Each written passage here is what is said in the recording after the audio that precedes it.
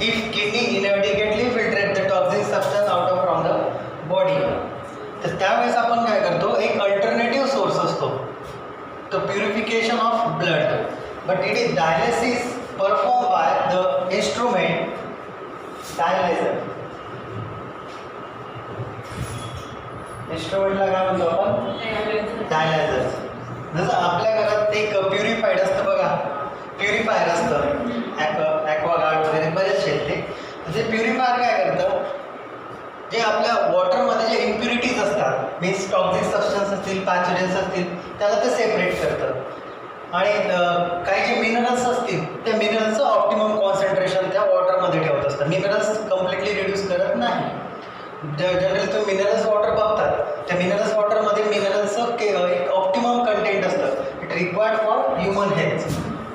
Okay, तसं डायलायझरचं main function काय, to purification of the blood means the removal of the harmful waste out of from the body such as ammonia, urea, uric acid and creatinines. हे main function कोणाचं आहे, डायलायझर्सचं आहे. तर डायलायझर्स use करण्यासाठी आपल्या बॉडीमध्ये जी ब्रॅकियल आर्टरीज असते, तुम्हाला माहिती, रॅडियल आर्टरीज, ब्रॅकियल आर्टरीज माहिती, इथं जी असते ज्यावर आपण ब्लड प्रेशर मेजर करतो, ती कुठली आर्टरीज, ब्लड प्रेशर मेजर करतो, शिकवलंय, रॅडियल आर्टरीज का ब्रॅकियल आर्टरीज, वा,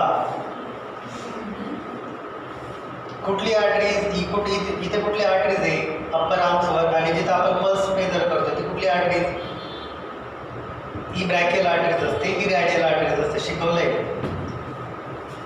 ब्लड प्रेशरमध्ये स्टडी केलंय आपण. तर एक पर्टिक्युलर वे बघा, ज्यावेळेस जनरली काय करतो आपण, brachial arteries carries blood and this blood transferred towards the dialyzer. हे blood कडे जातं in the dialyzer. Dialyzer is an instrument contains the semi-permeable membrane. Semi-permeable membrane असते, जसं आपल्या मी तुम्हाला सांगितलं प्युरिफायर असतं त्यात, तशी एक मेम्ब्रेन असते. तर त्या आर्टरीज मधून ब्लड कलेक्ट केलं जातं, कुठे, त्या डायलायझर्समध्ये. ते अनदर पण सप्लाय ऑफ द ब्लड, परत आपण याला काय देतो, त्या पर्सनला ब्लड देत असतो. पण बघा, त्याची किडनी फेल्युअर झालेली, मग किडनी जर फेल्युअर झाली असेल तर किडनी काय करते, एंडोक्राइन ग्लँडचं फंक्शन परफॉर्म करते. Kidney performing the function of endocrine Gland. The endocrine glands means the Gland which secrete generally hormone and these hormone release in the blood stream. दोन टाईपचे glands असतात, exocrine glands and endocrine glands. Exocrine gland, the presence of the duct means exocrine gland अशी, याच्यामध्ये जे secretion आहे, this secretion carry toward the target organs means this one glands, ही gland आहे आणि हा आपला टार्गेट ऑर्गन आहे, मीन्स या ऑर्गनपर्यंत ते कॅरी करायचं आहे. तर सपोज एक बेस्ट एक्झाम्पल देतो तुम्हाला, liver is the exocrine glands. They secrete the bile juice and the bile juice carried with the help of the bile duct. And bile duct नंतर एक common duct असते. Bile duct attached to the gallbladder and gallbladder attached to the intestine. आलं लक्षात? Gallbladder attached to the intestine and intestine is a target organ. मग त्यापर्यंत carry करण्यासाठी bile duct असते आणि दुसरी असते common duct. मग ही जी ग्लँड्स आहेत, the presence of glands असतं, presence of duct असेल, carries the exocrine glands carries the secretion with the help of the particular duct, it is called as exocrine glands. And second one is the endocrine gland, the secretion is carried towards the target organ with the help of blood.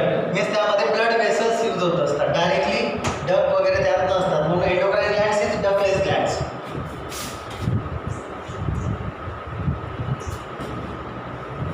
Okay, so endocrine glands secrete the hormones erythropoietin,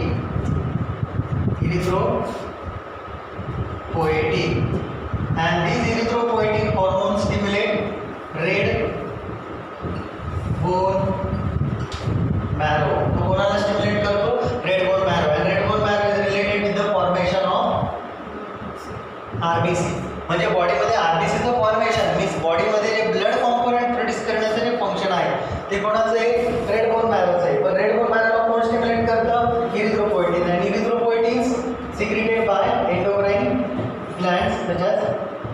kidney sorry काय kidney understand. मग ह्यात काय दिसते आपल्याला किडनीचं dysfunction झालेली erythropoietin produce होत नाही. Erythropoietin मध्ये आरबीसी प्रोड्यूस होईल का नाही. मग बाहेरून त्या पर्सनला ब्लड देणं गरजेचं असतं. बाहेरून आपण त्याला काय देतोय blood supply. So this arteries carries the blood which contain the impurities from the kidney failure person. Kidney failure person मधून blood collect करतात and they transfer towards the dialysis. त्या dialysis मध्ये इथं काय होतं प्युरिफिकेशन. प्युरिफिकेशन झाल्यानंतर तेच blood कशात एंट्री केलं जातं वेन मध्ये.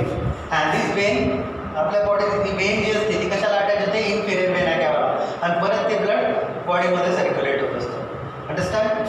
हे काय इतकं लक्षात ठेवा फक्त डायलायझर एक इंस्ट्रुमेंट आहे. It is called as a dialyser use in the dialysis if it is nothing but the artificial kidney. But dialyser is a machine or the instrument it is not performing the function of endocrine glands. किडनीचं function नाही perform करू शकत properly. जसं किडनीचं purified करतं हे organ हे instrument पण purification करतं बट एंडोक्राइन ग्लँडचं ते फंक्शन नाही परफॉर्म करत. अंडरस्टँड. हे लक्षात ठेवा डायलिसिसमध्ये. Next one kidney stone.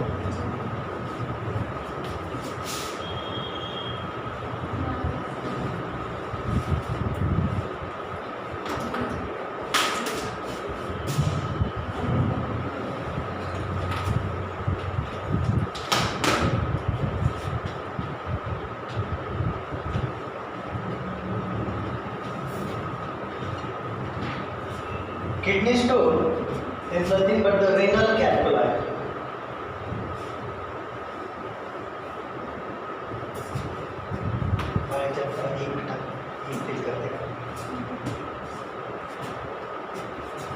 Kidney stone is also known as the renal calculi. So what is calculi? Calculi is nothing but the pebbles.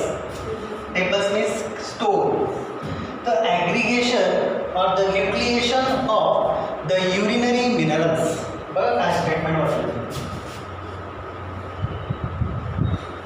आपण इथं स्टडी केलं होतं बघा असं मागे. तर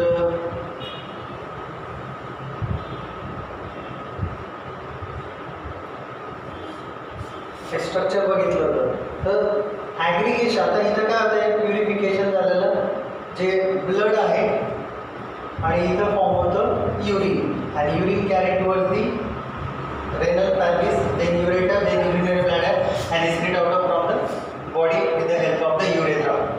This study case. But in renal calculi form means the aggregation. Aggregation means एकत्र येतं. Aggregation or the nucleation. Aggregation or nucleation of the urinary minerals form a hard stone inside the kidney. The kidney stone form होण्याची process आहे ते minor calyx पासून start होत असते आणि यांचं ॲग्रिगेशन कुठे होतं मीन्स इथून स्टार्ट होत आहे minor calyx, major calyx, the renal calyx and then this calculi or the stone carry towards this urinary bladder. म्हणजे सपोज त्याची जर साईज लार्ज असेल तर तो कुठे बॅरियर कशात बॅरियर क्रिएट करतो carries of the urine in the ureters. आलं लक्षात. मग kidney stone on the basis of the kidney their of the different type of the kidney stone on the basis of their location. त्याच्या लोकेशनच्या बेसिसवर kidney स्टोनचे different types आहेत. The first one is a nephrolithiasis. Nephrolithiasis. So what is the meaning of the nephrolithiasis? Means if the pebbles, crystals, calculi found in the complete urinary tract. Urinary tract means minor calyx, major calyx, renal pelvis, ureter, urinary bladder and the urethra and the urethra. युरेथ्रामध्ये जर असेल kidney stone इथंही असेल तर त्याला काय म्हणायचं nephrolithiasis. Means if The stone found in urinary tract, it is called as nephrolithiasis. Second one, ureterolithiasis.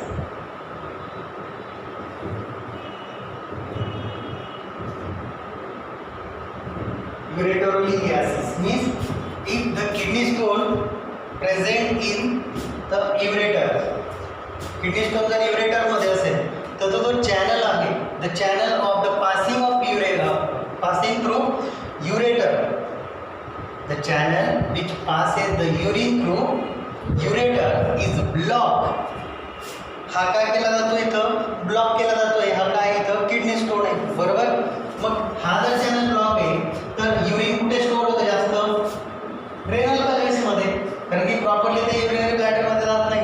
मग अशा वेळेस ते this urine contain the harmful waste substance and this harmful waste substance is responsible for to damage the kidney cell. किडनीच्या ज्या sale असतात त्या damage होण्याचे chances असतात.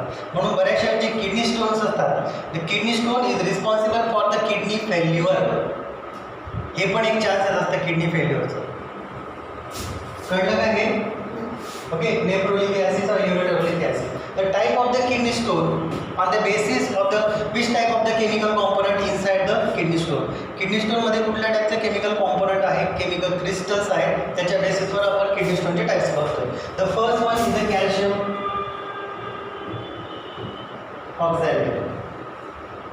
Calcium oxalate is a majorly occurrence kidney stone. सगळ्यात जास्त kidney stone जो ह्युमन्समध्ये सापडतो त्यामध्ये सगळ्यात जास्त जे ऑकरन्स असतं ते कोणाचं असतं, कॅल्शियम ऑक्झॅलेटचं असतं. Understand. Then secondly occur calcium phosphate. Then struvite stone. Then cystine stone. Then the last one is uric acid stone.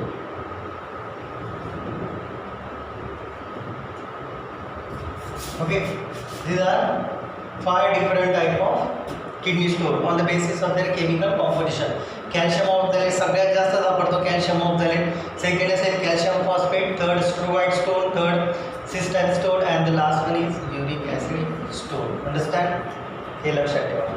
How to prevent the kidney stone? Book मध्ये नाही पण लक्षात ठेवा. How to prevent the kidney stone. आता kidney stone म्हणजे काय, इथं ते ॲग्रिगेशन होत आहे कशाचं, युरिनरी मिनरलचं. तर हा युरिनरी मिनरलचं aggregation citric acid, the heavy consumption of the citric acid. Citric acid आपल्याला कशात बघायला मिळतं, लेमन मीन्स सिट्रस जे असतात, orange contain citric acid and citric acid prevent the nucleation of this minerals. या मिनरल्सचं तो न्यूक्लिएशन होऊ देत नाही, मीन्स ॲग्रिगेट नाही होऊ देत, त्यांना तो रिपेल करतो. पण सायट्रिक ॲसिडचं जर कन्झम्पशन झालं तर किडनी स्टोनचे जे चान्सेस असतात ते कमी असतात. Next were the consumption of the heavy intake of the fluid. जर आपण खूप जास्त पाणी पिलं, आलं लक्षात, means near about 5 litre water per day, इतकं जर वॉटर कन्झम्पशन असेल आपलं तर किडनी स्टोनचे चान्सेस आपल्याला कमी असतात. Understand. So this one is kidney stone. Next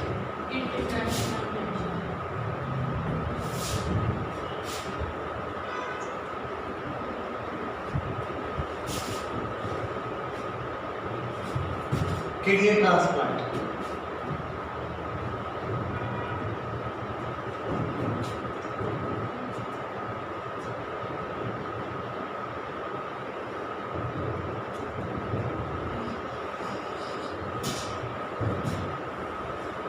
Kidney transplantation means if kidney completely fails to purification of the blood, means removal of the impurities. जर ते means blood ते purified नाही करत आहे, और impurities जर किडनी बॉडीमधून सेपरेट, ब्लडमधून सेपरेट नाही करत आहे, तर एक तर डायलिसिस करतो आपण, पण डायलिसिस मध्ये बॉडीवर बराचसा इफेक्ट होत असतो डायलिसिसचा.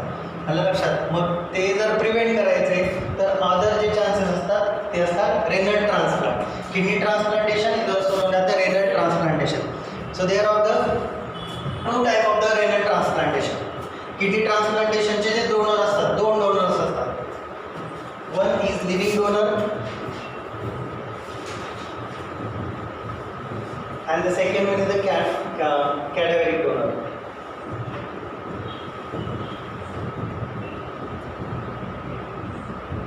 The living donor and cadaveric donor सांगतो मी तुम्हाला. Cadaveric donors means the dead person. जो पर्सन डेड झालेला आहे त्या पर्सनची किडनी आपण सेपरेट करतो आणि जो किडनी फेल्युअर पर्सन असेल त्याला ती रिप्लेस करत असतो. आलं लक्षात? पण इतकं इझी नाही आहे ते रिप्लेसमेंटचं. आलं लक्षात? त्यासाठी बरेचसे फॅक्टर्स असतात. ते फॅक्टर मी हे डोनर सांगितल्यानंतर सांगतो. कुठले factor? The factor which is responsible for kidney transplantation.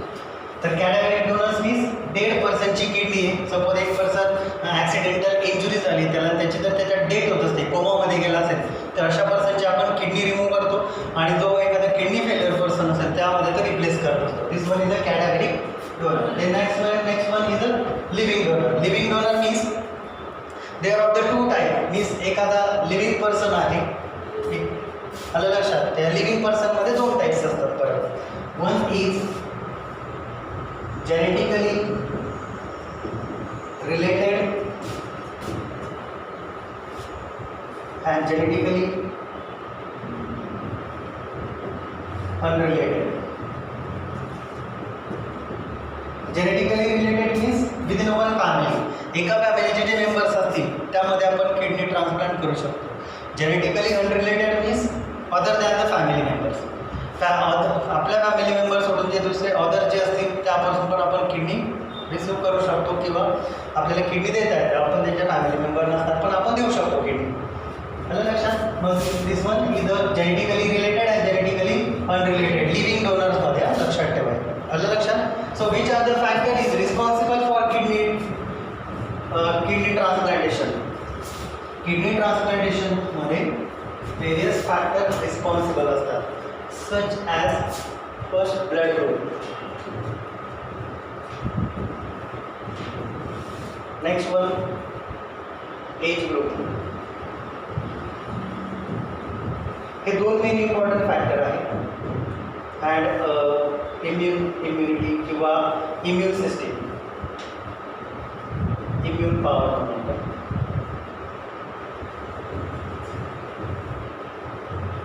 So this one is the most important factor of transplantation, kidney transplant. First one is the blood group. एखाद्या पर्सनचा ब्लड ग्रुप जर ए positive, आलं लक्षात? हा ए positive, त्याला जर बी पॉझिटिव्हची kidney नाही, बी positive पर्सनला त्याला kidney देता नाही येणार. म्हणजे ए पॉझिटिव्ह आहे तो कोणाला किडनी ट्रान्सप्लांट करू शकतो? ए पॉझिटिव्हलाच.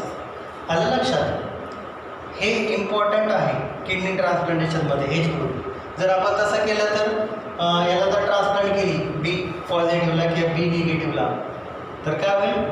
त्यामध्ये ब्लड क्लॉटिंग होऊन जाईल. कारण या किडनीमध्ये तर ब्लड आहेच. एका पर्सनच्या किडनी रिमूव्ह करतोय त्याच्यामध्ये ते ब्लड आहे आणि ते जर ब्लड आपण या पर्सनला देतोय तर या पर्सनचं ब्लडची जी कॉम्पॅक्टिबिलिटी ह्या पर्सनशी ए आणि बी पर्सनशी ती कॉम्पॅक्टिबिलिटी नाही आहे, इनकॉम्पॅक्टिबिलिटी. मग त्यामध्ये काय ब्लड क्लॉट होईल आणि त्या पर्सनची डेथ होऊन जाईल. आलं लक्षात? Next one is the age group. Age group is important. Age ग्रुपमध्ये 3 एज ग्रुप असतात. One is pre reproductive age group, reproductive age group and post reproductive age group. Means pre reproductive जो age group असतो तो असतो 0 to 60 किंवा 0 to 17 आपण म्हणू शकतो. हा प्री रिप्रोडक्टिव्ह एज ग्रुप. त्याच्यानंतर 18 to 59 is a reproductive age group and 60 to onwards म्हणजे त्याचं लाईफस्पॅन किती त्याच्यानंतरचं ते असेल हा पोस्ट रिप्रोडक्टिव्ह एज ग्रुप असतो. म्हणजे पर्टिक्युलर एज ग्रुपमध्येच आपण किडनी ट्रान्सप्लांट करता येते. आपण एका चाइल्डची किडनी एका ॲडल्टला नाही देऊ शकत किंवा एका अडल्टची किडनी एका चाइल्डला नाही देत किंवा एका चाइल्डची किडनी आपण त्या ओल्ड एज पर्सनला नाही देऊ शकत. हे का? कारण एज ग्रुप हा इम्पॉर्टंट आहे. सपोज ह्या पर्सनची आता हा चाइल्ड आहे याची किडनी मॅच्युअर झालेली नाही आहे, मग ती इमॅच्युअर किडनी जर आपण या पर्सनला दिली तर ती इफेक्टिव्हली वर्क नाही करत. यालाही दिली जाते त्याची किडनी सपोज 60 एज असेल त्या पर्सनची तर किडनी आपण चाइल्डला किंवा अडल्टला नाही देऊ शकत कारण ही किडनी एक प्रॉपर इफेक्टिव्ह वर्क नाही करत आहे. ती डिस्फंक्शन होण्याच्या एजला आहे, आता डिस्फंक्शन होण्याच्या एक प्रॉपर्टीजमध्ये गेली. म्हणून इकडे नाही याला ट्रान्सप्लांट नाही करतात. ट्रान्सप्लांट फक्त या एज ग्रुपमध्येच होत असतं. आलं लक्षात? Understand? Age group. Then the immune power. Immune पॉवरमध्ये पण काय असतं, बऱ्याचशा वेळेस लोकांची इंडिव्हिज्युअल पर्सनची जी इम्युन सिस्टीम असेल जर ती स्ट्रॉंग रिस्पॉन्स देत असेल, स्ट्रॉंग रिस्पॉन्स टू, आता बघा, any foreign material enter inside the body, that time our body produce antibodies against this substance. कुठलाही फॉरेन सबस्टन्स आपल्या बॉडीत आला तर आपली बॉडी त्याला एक स्ट्रॉंग इम्युनोजेनिक रिस्पॉन्स देत असते, अँटीबॉडीज प्रोड्यूस करून. मग सपोज किडनी आपण बाहेरून आणतोय एका पर्सनची, आपल्या बॉडीमध्ये ती एंट्री करतोय, अटॅच करतोय, मग आपल्या बॉडीसाठी ती फॉरेन सबस्टन्स आहे ना, मग त्या फॉरेन सबस्टन्सला किल करण्यासाठी आपली बॉडीची इम्युन सिस्टीम ॲक्टिवेट होते. मग ज्यावेळेस आपण किडनी ट्रान्सप्लांट करतो तर त्यावेळेस आपल्याला बाहेरून इम्युनोसप्रेसंट दिले जातात. इम्युनोसप्रेसंट म्हणजे काय, त्यावेळेस आपल्या इम्युन सिस्टीमला सप्रेस केलं जातं. जर त्यावेळेस इम्युन सिस्टीमला सप्रेस केलं नाही तर काय होईल, परत अँटीबॉडीज होईल. म्हणजे बाहेरून आलेला जो सबस्टन्स आहे त्याच्या ज्या सेल्स असतील त्या आपल्या अँटीबॉडीज त्याला किल करून टाकतात. आलं लक्षात? म्हणून इम्युनोसप्रेसंट असतात. Understand this one, kidney transplant. Next one,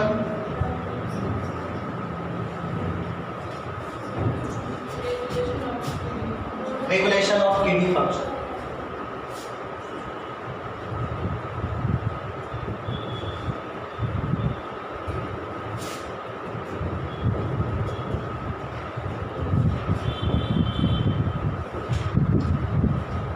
The regulation of kidney function. Kidney function might be purification of blood, removal of the impurities out of from the blood, then to maintain the osmotic concentration of the water. आलं लक्षात? Maintain the optimum concentration of the minerals. आलं लक्षात? These all are the function of the kidney. पण किडनीचं function maintain कोण करतं? The kidney performing the function of purification of blood, but this function controlled by the three organs of the body. The first one is hypothalamus. काल आपण study केलं होतं. Next one, J, G, A, and the last one is heart. Hypothalamus काय role function perform करते किंवा काय role करते ते काल स्टडी केले आपण. Hypothalamus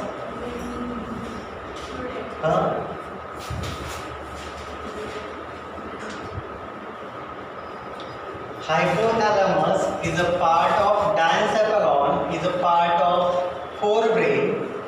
If the low consumption of intake of fluid, low intake of fluid by body मध्ये जर लो इंटेक झाला असेल फ्लुइडचं तर हायपोथॅलॅमसच्या ज्या सेल्स असतात त्या ॲक्टिवेट होतात and this stimulate to the pituitary gland. Produce ग्लँड प्रोड्यूस ADH hormones. ADH hormone increase the permeability of the DCT and collecting duct. DCT and collecting duct promote the more and more absorption of the water inside the body. Means this water is retained inside the body and less secretion of the water in the form of urine. अशा वेळेस वॉटरचं secretion खूप कमी होत असतं आणि बॉडीमध्ये blood means water retain राहतं. कधी? If the low intake of fluid by individual. दुसरं असतं high intake of fluid by individual. तर काय होतं, हायपोथॅलॅमसच्या सेल्स काय होतात, इनहिबिट होतात. ते do not stimulate the pituitary glands आणि पिट्युटरी ग्लँडला ते स्टिम्युलेट करत नाही तर pituitary gland ADH hormone secrete करत नाही. ADH हॉर्मोन सिक्रेशन होत नाही तर DCT अँड कलेक्टिंग डक्ट हे ॲक्टिवेट होत नाही, परमिलिटी वाढत नाही, म्हणून water is loss in the form of urine. हे आपण काल स्टडी केले म्हणून आता डिटेल काही सांगितलं नाही. Okay, now but JGA stand for juxta glomerular apparatus. So what is juxta glomerular apparatus? मी तुम्हाला नेफ्रॉनचं स्ट्रक्चर सांगितलंय.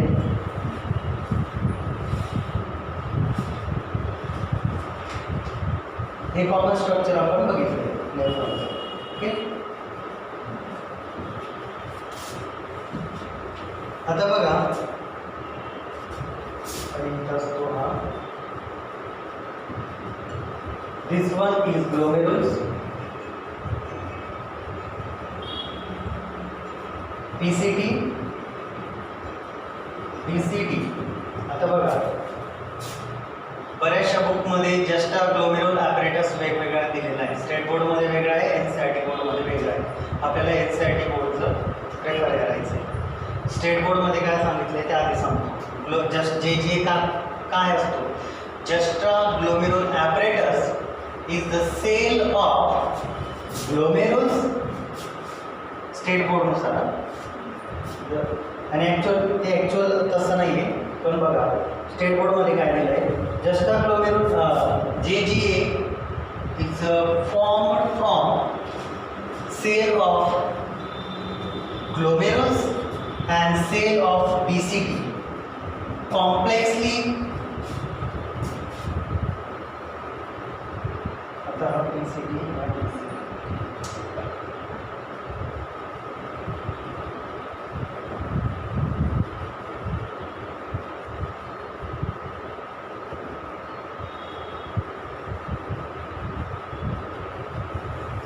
हा काय ग्लोमेरुलस, हा BCT, हा DCT. आता एक कॉम्प्लेक्स स्ट्रक्चर तयार होत आहे.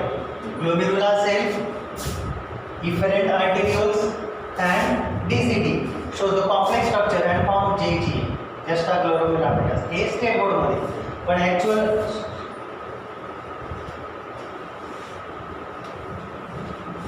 JGA produced from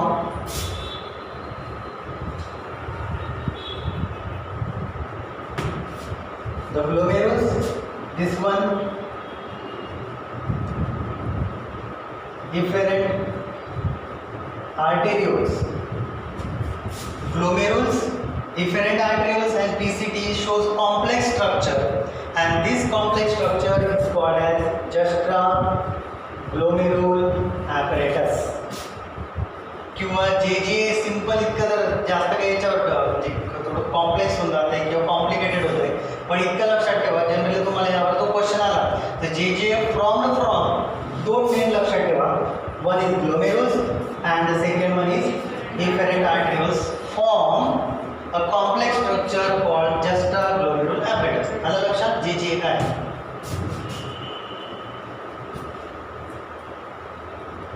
आता दोन कंडिशन सांगतो JGA स्टडी करण्यासाठी.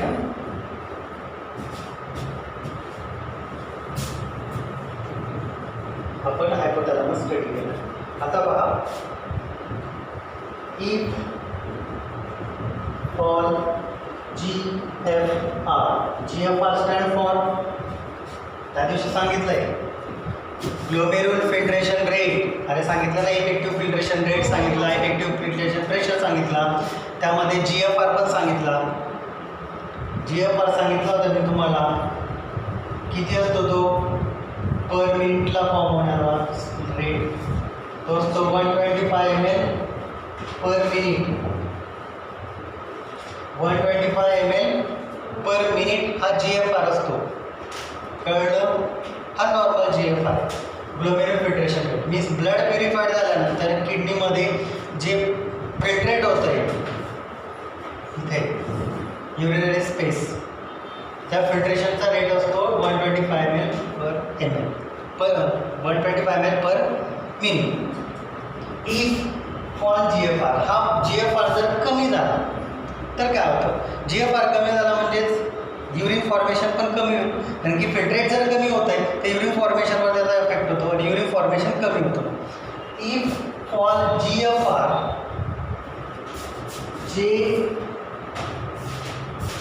JGA cell get activate.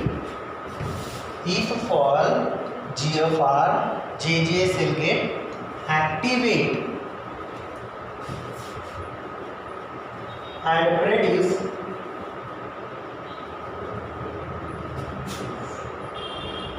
JGA cell activate and produce angio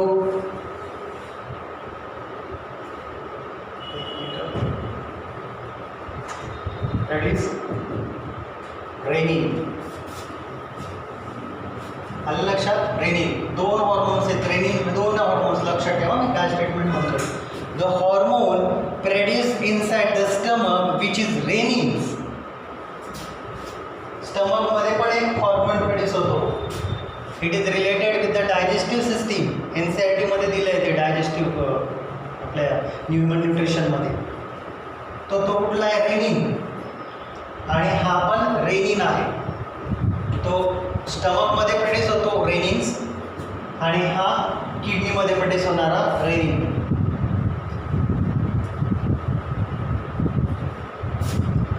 The renin, the JGA cell, if for GFR, JGA cell get activate and produce renin. Renin stimulate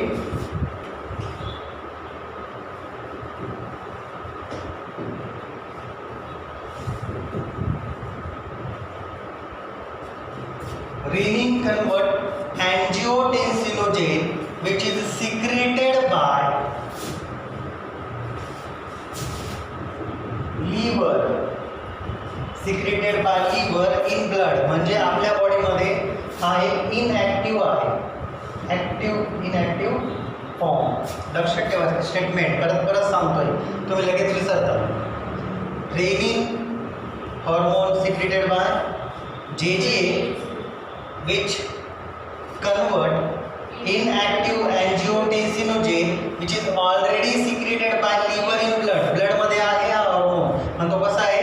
इनएक्टिव्ह, secreted by liver. हे लक्षात ठेवा. inactive angiotensinogen is converted into angiotensin first. त्याचा conversion कशात करतो? तो कसा आहे? Active angiotensin first. Then this angiotensin first get converted into angiotensin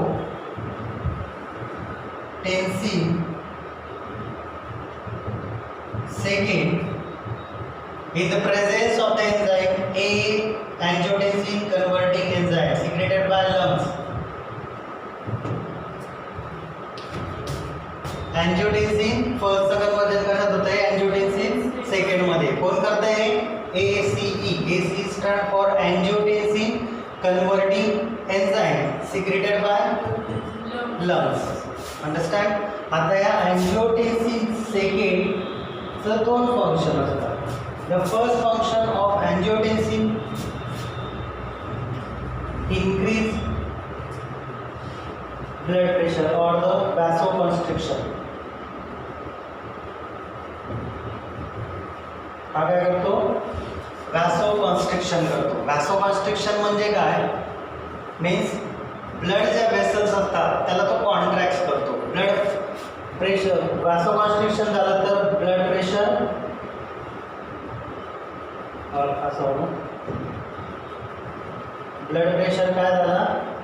increase झाला. आणि ब्लड प्रेशर इन्क्रीज झाला म्हणजे जो इथं GFR फॉल झाला होता तो GFR राईज, GFR परत काय झाला? राईज झाला. आलं लक्षात? दुसरा जो रोल आहे तो असतो angiotensin second, which stimulate the adrenal cortex.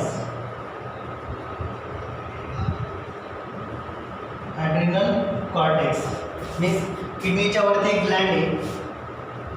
hormonal coordination मध्ये आपण स्टडी करू. this one is adrenal gland. adrenal gland is also known as the suprarenal glands. adrenal cortex, and this adrenal cortex responsible for the secretion of the hormone aldosterone. which hormone? Aldosterone. And aldosterone increase the blood pressure. increase blood pressure, and blood pressure वाढला म्हणजे rise GFR. समजलं? ही एक process होत असते. आलं लक्षात?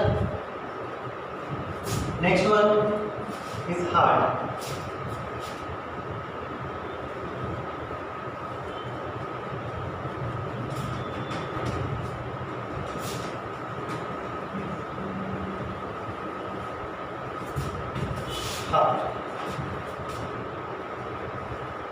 आता heart काय करतंय?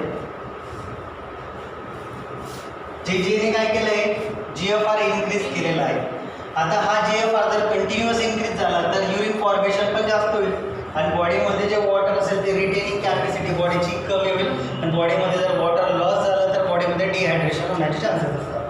मग ते नको व्हायला म्हणून परत the heart atrial wall of heart. आता ब्लड प्रेशर काय होता इथं हाय झाला होता की लो? ने ब्लड प्रेशरला काय केलंय? हाय केलंय. So high blood pressure towards the heart. हार्टकडे ब्लड प्रेशर जास्त झालेलं आहे. तो ॲट्रियल वॉल ऑफ हार्ट. हार्टमध्ये वॉल असतात. हार्टमध्ये 4 चेंबर आहे. Atrium, 2 atrium and 2 ventricles. The atrial wall means auricles. The atrial wall of the heart produce atrial natriuretic factor ANF. atrial wall of heart काय produce करतं? Atrial wall म्हणजे हार्टचा atrium काय produce करतंय? Atrial natriuretic factor, short form ANF विचारला जातो.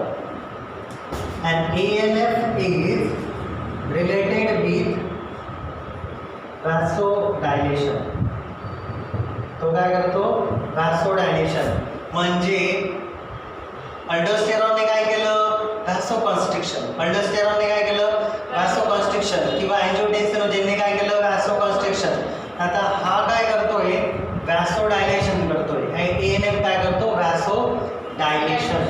Means ज्या blood vessels contract झाल्या होत्या त्यामुळे ब्लड प्रेशर वाढला होता, तर ब्लड वेसल्सला परत तो काय करतोय? रिलॅक्स करतोय. So relaxation of the blood vessels called as vasodilation. माझं सिंपल आहे ना, या ब्लड वेसल्सच्या कॉन्ट्रॅक्ट झाल्या तर ब्लड प्रेशर हाय, पण परत त्याला जर आपण असं वाईट केलं तर काय ब्लड प्रेशर परत कमी होईल. And if the vasodilation leads to low blood pressure, means low नाही म्हणणार आपण, लो थोडं वेगळं मिनिंग होतो त्याचा, त्यासाठी डिक्रीज ब्लड प्रेशर होतं.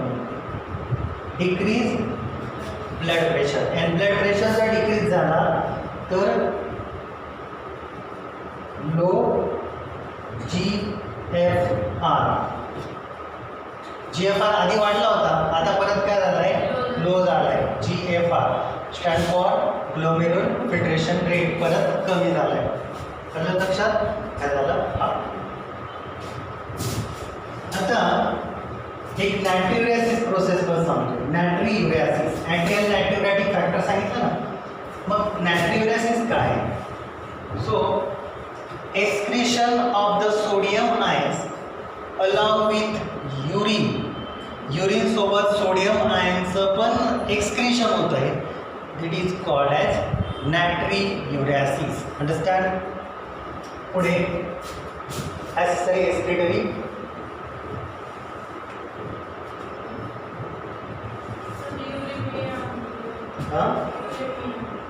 हो सांग. Accessory excretory organ. Uremia means if the high concentration of urea in the blood, it is called as uremia. Blood मध्ये युरिनचं जे युरियाचं जे कॉन्सन्ट्रेशन आहे 0.1 to 0.01 to 0.03 इतकं असायला पाहिजे युरियाचं concentration in blood. But if this urea concentration inside the blood is rise, means 0.05 पर्यंत जर गेलं, इतकं जर कॉन्सन्ट्रेशन झालं तर तो काय कॉज करतो? युरेनिया कॉज करत असतो. आलं लक्षात? आणि हा युरेनिया काय करतो? Leads to kidney failure. Uraemia झालं तर किडनी फेल्युअर होण्याचे chances.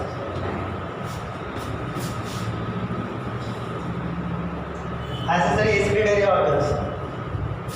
First one skin, second lungs. आलं लक्षात? हे लक्षात ठेवा. स्किन और लोकेटेड असतात.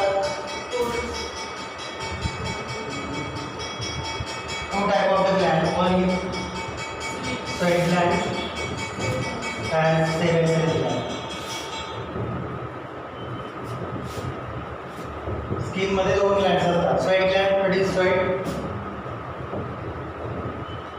Sweat contains water, glucose, then NaCl, salt, urea. These all are the composition found in the sweat. And the second one is the sebaceous gland produce sebum.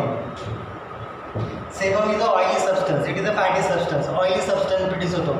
Generally, sweat glands and sebaceous glands located in the all over skin, but enormously found in the forehead region. बघा आपल्याला जो sweat येतो तो या forehead region वर असतो. आलं लक्षात. नेझल जे एरिया आहे ह्या एरियावर असतो. इथं आपल्याला स्वेट नाही आहे. चीक एरियावर स्वेट नाही आहे. स्वेट कुठे येतो? Forehead, nasal area, palm. हात जराशी आपण बंद करून ठेवली, आपण एक फिस्ट तयार केली, क्लोज फिस्ट मूठ, तर काय होईल? थोड्या वेळानंतर तिथं एक ऑइली सबस्टन्स किंवा एक ऑइली होऊन जातो तो पार्ट. म्हणजे काय? तिथं स्वेट ग्लँड्स, सेबेसियस ग्लँड हे रिच असतात. So what is the main function of the sweat and sebum? Main function लक्षात ठेवा. Sweat produce होण्याचा main function. Sweat and sebum is responsible for to moisturize the skin. हिवाळ्यात आपल्याला sweat येतो का? Winter सीझनमध्ये नाही. मग त्यावेळेस आपण स्किनला मॉइश्चराईज ठेवण्यासाठी मॉइश्चरायझर यूज करतो. म्हणजे त्यावेळेस स्वेट येत नाही. स्वेट येत नाही म्हणजे स्किन काय होते? त्यावेळेस ड्राय होते आणि ड्राय झाल्यामुळे आपण त्याला मॉइश्चराईज करण्यासाठी मॉइश्चरायझर वापरतो. वॅसलीन, पेट्रोलियम जेली वगैरे असे ज्या गोष्टी असतात ते यूज करत असतो. त्यामुळे आपली जी स्किन असते ती काय होते? मॉइश्चराईज होते. आलं लक्षात. ब्रेकिंग होत नाही. पण तेच जर आपण समर सीझनमध्ये पण आपण मॉइश्चरायझर यूज करतो का? नाही यूज करत. का नाही यूज करत? कारण की त्यावेळेस मॉइश्चरायझरचे जे फंक्शन असतं तर ते कोण करतं? स्वेट अँड सेबम करतं. Sweat and sebum is a oily substance. It content mostly antibiotics. त्याच्यात अँटीबायोटिक्स असतात स्वेट अँड सेबममध्ये. म्हणजे तो काय करतो? अँटीबायोटिक्स. ॲक्च्युअल त्याला अँटीबायोटिक्स मिनिंग नाही आहे, पण एक अँटीबॅक्टेरियल सबस्टन्स प्रोड्यूस होतो. अँटीबायोटिक्स नाही म्हणू शकत आपण त्याला. अँटीबॅक्टेरियल सबस्टन्स काय असतो? स्वेट अँड सेबम असतो. Means kill the bacteria. आपल्या स्किनवर जे बॅक्टेरिया बसतात त्या बॅक्टेरियाला किल करण्यासाठी स्वेट अँड सेबम यूज होत असतो. स्किनला तो मॉइश्चराईज करतो. आलं लक्षात. Moisturising the skin, they kill the bacteria. आलं लक्षात. And prevent from the injuries पासून तो प्रिव्हेंट करतो. कळलं हे? लंग्स हे कशाशी रिलेटेड आहे? Excess amount of water is expel out of from the body with the help of the sweat as well as lungs. बघा विंटर सीझनमध्ये, समर सीझनमध्ये तर आपल्या बॉडीमधून लॉस होतो वॉटर थ्रू स्किन. पण विंटर सीझनमध्ये स्किनमधून लॉस होतं का? नाही. तर अशा वेळेस ते वॉटर लॉस होण्याची जी प्रोसेस आहे in winter season perform by lungs. बघा आपण जर विंटर सीझनमध्ये जर आरशासमोर उभे राहिलो, आलं लक्षात, आणि ब्रीथ केलं आपण तर समोर एक वेपराईज तयार होतो. पाहिलं का तुम्ही? ते आरशावर एक ट्यूब टाईप तयार होतो. मग हे काय? वॉटर वेपर आहे. ते एक्सपेल झालेत आपल्या लंग्समधून. Means lungs performing the function as a excretory organs. Some amount of means carbon dioxide. Carbon dioxide is a excretory substance. The carbon dioxide is a excretory substance expelled out of from the body only by lungs. म्हणजे हे झाले necessary excretory organ. Understand? आता काही छोटे छोटे topic असतात ना ते रीड करायचे. कारण की बरेचसे टॉपिक आता मोठ्या मोठ्या टॉपिकमध्ये टॉपिक विसरतो आपण कुठलं घ्यायचं आहे काय घ्यायचं आहे. तर त्यासाठी जे छोटे टॉपिक असतील जसं युरेनिया होता तो रीड करून लगेच होतो. पण जे मोठे टॉपिक आहेत ते आपल्याला कव्हर करायचे. कारण की आपल्याला एका मंथमध्ये इतकं सगळं घ्यायचं आहे जे एका वर्षात स्टडी केलं. म्हणजे एक दोन टॉपिक स्किप होतात आपले. स्किप म्हणजे सुटतात ते. म्हणून ते रीड जर आले नाही तर रीड करायचे आणि नसेल समजत तर परत विचारायचं मला. ओके. नेक्स्ट चॅप्टर स्टडी करायचं आपल्याला. हे संपलं इथं. ओके.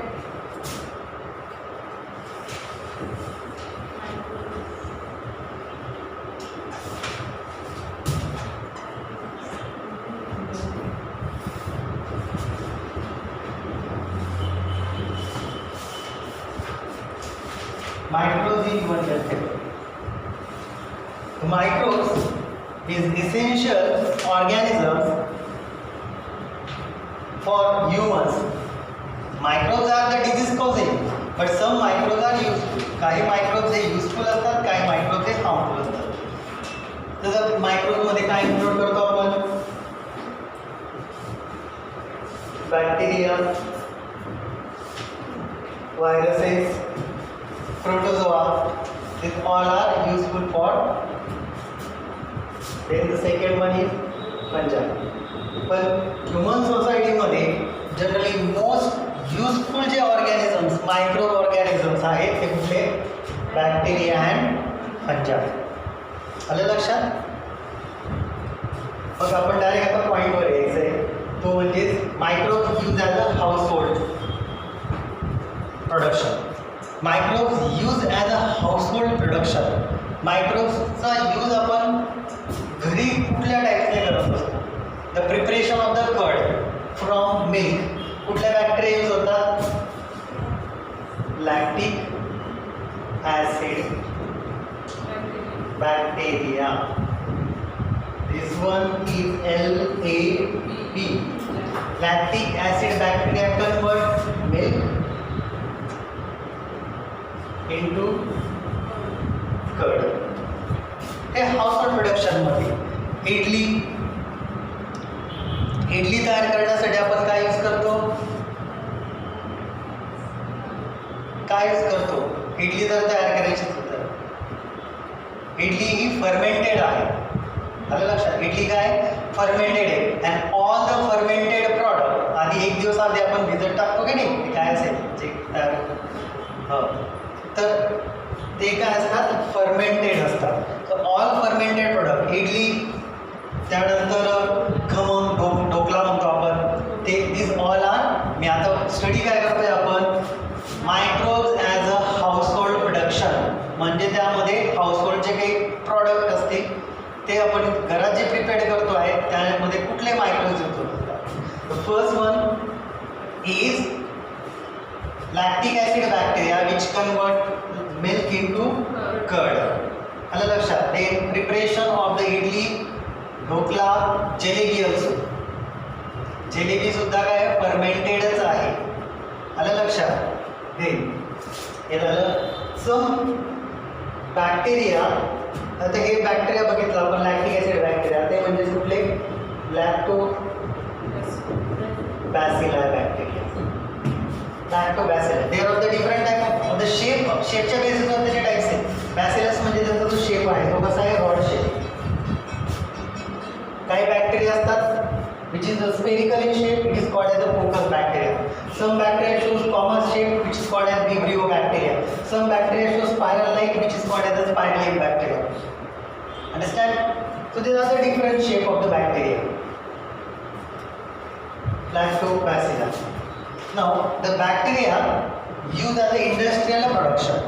Bacteria हे industrial production, sorry, microbes as a industrial production. Microbes used as industrial production. आपण हाऊसहोल्ड प्रोडक्शन बघितलं, त्यामध्ये बॅसिलस बॅक्टेरिया आले. आलं लक्षात? Such as another one is yeast, सायक्रोमायसिस,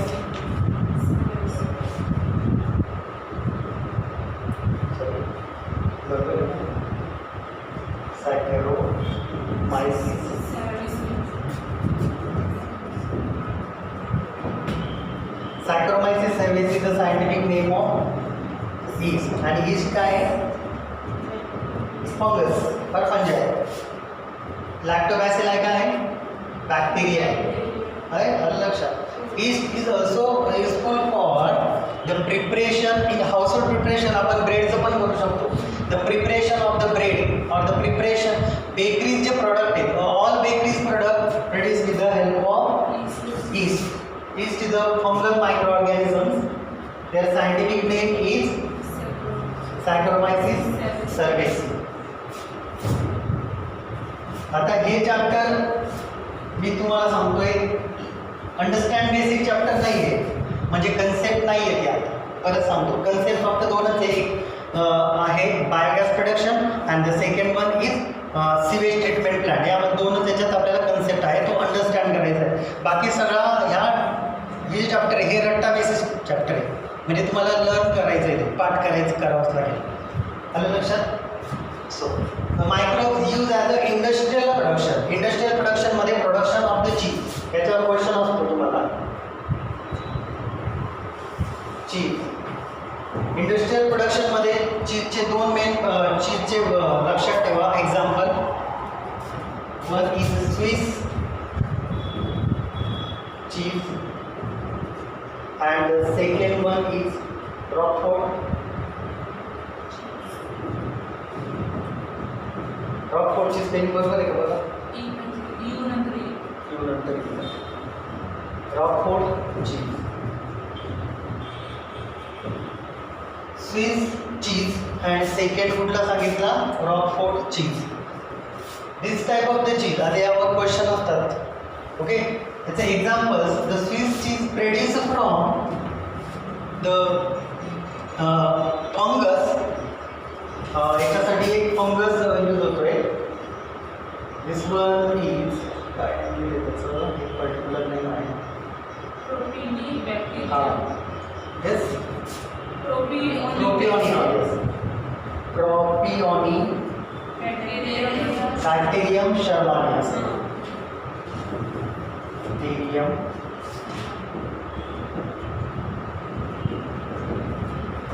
Propionibacterium shermani.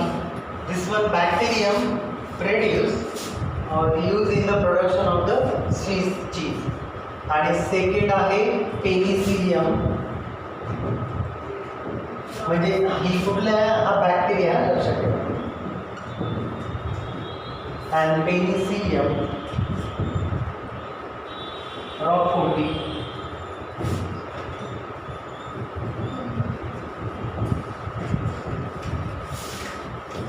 is a fungus. हे दोन लक्षात ठेवा. इंडस्ट्रियल प्रोडक्शनमध्ये चीज तर आपण घरी प्रिपेअर नाही करत. चीज आपल्या इंडस्ट्रीजमध्येच प्रोड्यूस करतो. फर्स्ट चीज स्विस चीज आहे. आता रॉकफोर्टी जे चीज आहे ते का युजफुल आहे, त्याच्यामध्ये काय ॲबिलिटी आहे, दोघांमध्ये डिफरंट ॲबिलिटीज आहे, ते लक्षात ठेवा. The more use to producing cheese कुठलं आहे, स्विस चीज आहे. मोर कार्बन डायऑक्साईड प्रोड्यूस करतो.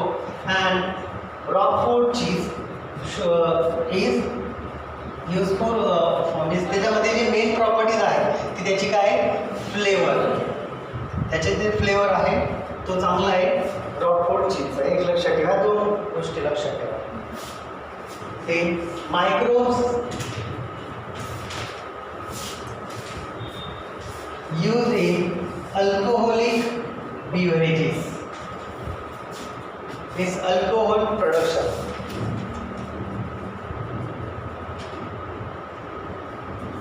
Microbes used as alcohol production. Microbes alcohol production मध्ये काय, so they are of the different product of the alcohol. आता अल्कोहोल आतापर्यंत आपण beer, wine, whisky, रम, vodka हे बघत होतो. आता आपल्याकडे सॅनिटायझर पण आलं आहे, अल्कोहोलिकच product.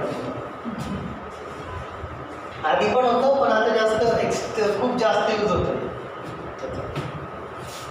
Okay, so first the alcoholic product, different type of alcoholic product. The first one is beer, second wine, third whisky,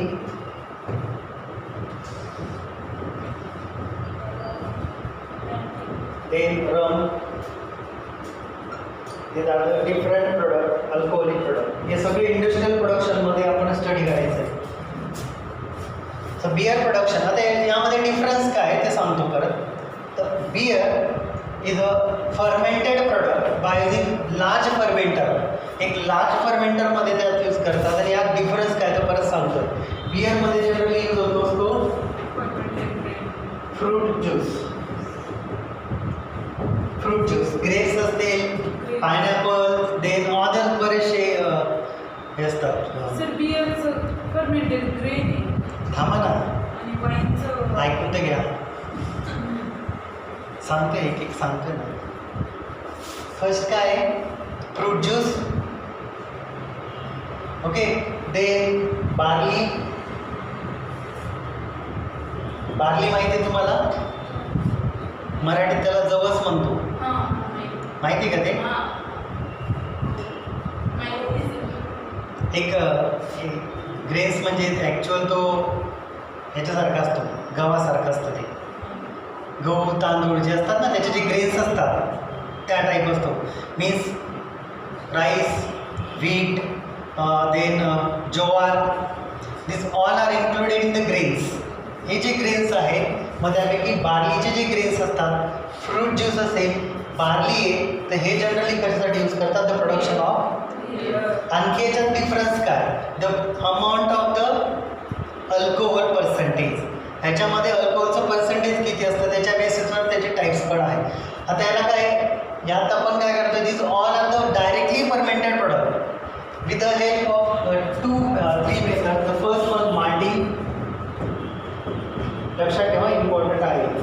beer प्रोडक्शनसाठी 3 मेथड्स असतात: malting, mashing and the last one is fermentation.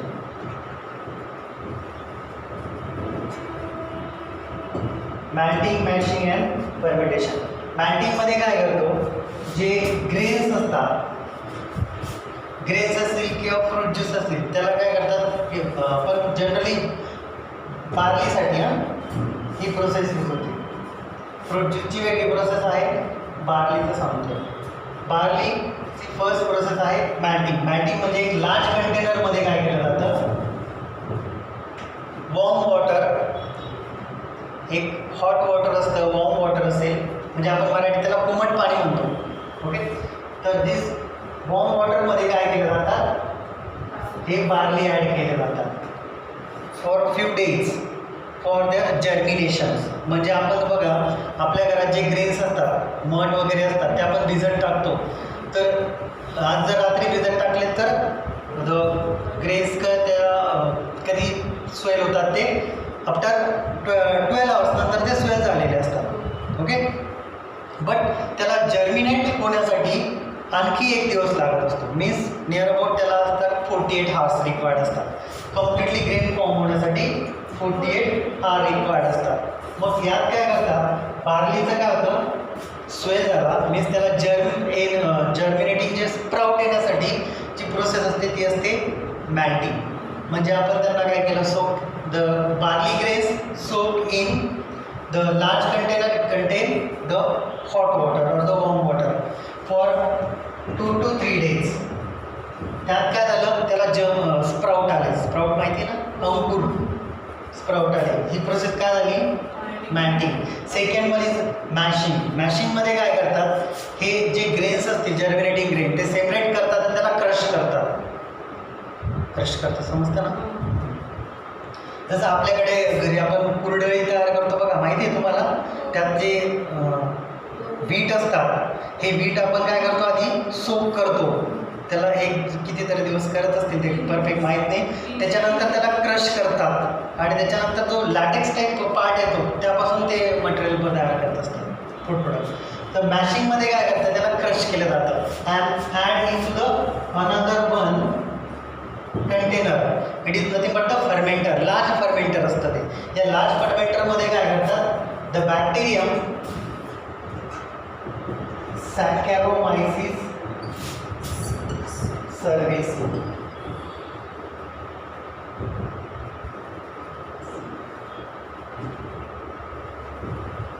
सॅकॅरोमायसिस cerevisiae ही bacteria, हा fungus add करतो. म्हणजे काय add केलं आपण, त्यात ईस्ट ॲड केला. तर ईस्ट काय करतो, हे जे मॅशिंग झालेले प्रॉडक्ट आहे त्याला तो फर्मेंटेड करतो. फर्मेंटेड करतो म्हणजे त्यामधून काय रिलीज होतो, कार्बन डायऑक्साईड अँड रिमेनिंग काय असतं त्याच्यात, alcohol. So this one carbon dioxide is useful for the production of the soda water. Soda water माहिती आहे आपल्याकडे, जे मसाले सोडा वगैरे असतो, वेगवेगळे डिफरंट टाईपचे सोडा असतात, किंवा जे कोल्ड्रिंक असतात. कोल्ड्रिंक म्हणजे ज्यूसवाले कोल्ड्रिंक्स नाही, जसं कोकोकोला असेल, थम्सअप असेल, फॅन्टा असतील, हो स्प्राईट. त्यात काय असतं, कुठला गॅस ॲड करतात, कार्बन डायऑक्साईड. तो कार्बन डायऑक्साईड कुठल्या याच्यापासून प्रोड्यूस झालेला आहे, फर्मेंटेशनपासूनच तयार झालेला असतो. आणि रिमेनिंग काय असतं मग, alcohol. And this alcohol use in beer production. पण यामध्ये ही एक अशी प्रोसेस आहे त्याच्यात डिस्टिलेशन होत नाही. डिस्टिलेशन थ्रू मिळवतात फक्त विस्की, रम आणि आणखी एक असतो वोडका म्हणून एक प्रॉडक्ट आहे, वोडका. हा सुद्धा काय डिस्टिलेशन थ्रू मिळवणारे प्रॉडक्ट येते. तर बिअरचं समजलं तुम्हाला काय असते. आणि याच्यात पर्सेंटेज ऑफ अल्कोहोल असतं कमीत कमी 4% to 8%. 4% to 8% यात अल्कोहोल असतं. ओके, हे लक्षात. सर मग ती स्प्राईट असते काय? स्प्राईट असते ना हां ती थर्माकोल असतो ना त्याच्यावर टाकलं तर थर्माकोल ऍसिड जसं टाकलं तसं जळतं मग हो. जास्त जळतं का आणि म्हणजे व्हायरल झालं होतं की त्याच्यामध्ये ऍसिड असतं म्हणे. मी पाहिलं आहे थर्मोकॉलवर टाकल्यानंतर ते ते म्हणजे डायरेक्टली असं म्हणजे काहीच राहत नाही ते जळून जातं. जळून जातं. पाहिले केलंय तुम्ही? केलं नाही बघितलंय ते. ते आता त्याच्यात स्प्राईटच ॲड केलं होतं की ॲसिड ॲड केलं आपल्याला माहिती. आपण केलं नाही तो एक्सपेरिमेंट आणि मी कधी पाहिला नाही तो. आम्ही करू शकतो. हा तुम्ही करून पहा. सेकंड असतो वाईन. वाईनमध्ये फ्रूट ज्यूस, देन ग्रेन्स असतात. जनरली बार्ली यूज करतात त्यात. Barley, then bajra, rice, wheat हे यूज करत असतात द प्रोडक्शन ऑफ वाईन. नाशिकमध्ये मोठी वायनरीज आहे, तुम्हाला माहितीच आहे. त्याच्यामध्ये डिफरंट टाईपच्या ग्रेप्सपासून डिफरंट टाईपची वाईन तयार करत असतात. ओके, वाईनमध्ये अल्कोहोलचं जे पर्सेंटेज असतं ते थोडं जास्त असतं. आलं लक्षात? अल्कोहोलचं प्रोडक्शन नियर अबाउट परफेक्टली नाही सांगताना पण तरी 40% तरी अल्कोहोल असतं त्याच्यात. 40 नाही 40 तो नाही 14 हां 8 to 14% alcohol in wine. Next one is whisky.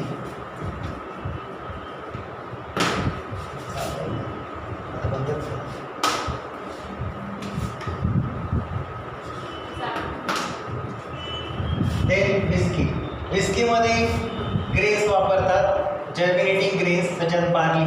Mostly याच्यात बार्ली यूज करत असतात. फक्त या तिघांमध्ये डिफरन्स काय हे सेपरेट असतात. हे जनरली जास्त काही माहीत नाही आम्हाला याविषयी मला. पण विस्की हा जो प्रॉडक्ट आहे हा डिस्टिलेशन थ्रू एक्स्ट्रॅक्ट करतात. बाकी कुठल्याही त्यात डिस्टिलेशन होत नाही. बिअरमध्ये नाही आहे, वाईनमध्ये नाही आहे.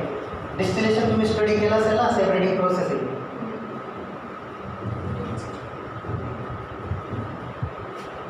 कळलं? आणि ह्यामध्ये या तिघांमध्ये अल्कोहोलचं पर्सेंटेज खूप जास्त असतं.